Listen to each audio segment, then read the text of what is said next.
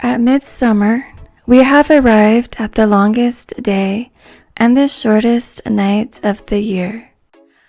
The goddess is now full and pregnant with child, and the sun god is at the height of his virility. This is the peak of the solar year, and the sun is at the height of its life-giving power. The earth is at the peak of her fertility and abundance, and this is a time of joy and celebration. Litha is the name of this celebration at the summer solstice.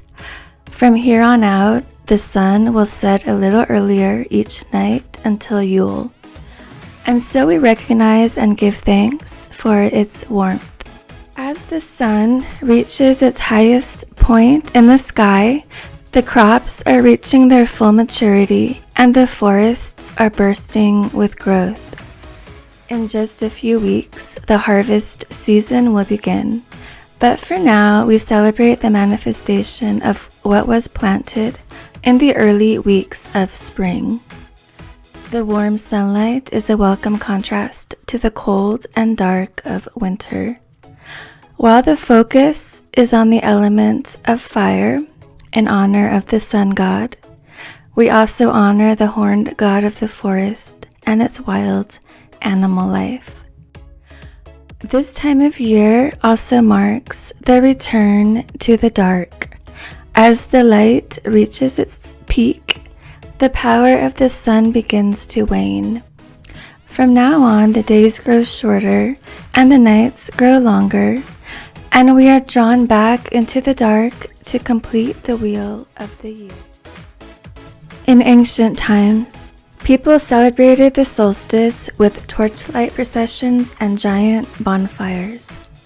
They stayed up all night at Midsummer's Eve to watch the sunrise.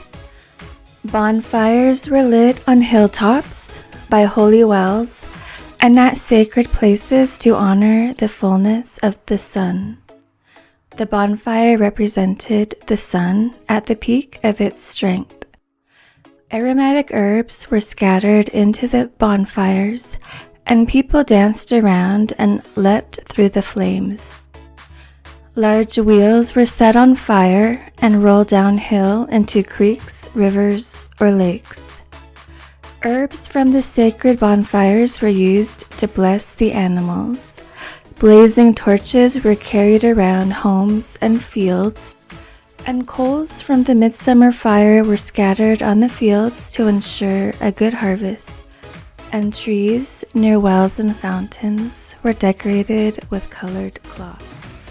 This is also the traditional time to gather wild herbs for medicine and magic, as most are fully grown by midsummer, and the power of this day will add to their benefits.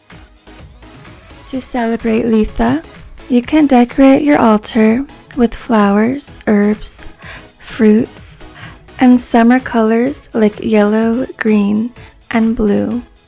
This is a traditional time for rites of rededication to the god and goddess, as well as divination related to love and romance.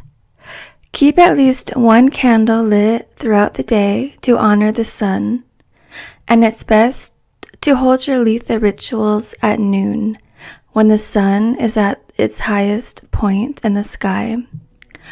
Have an outdoor picnic, enjoy the warmth of the day, and eat fresh fruits and vegetables from a farmer's market or harvested from your own garden.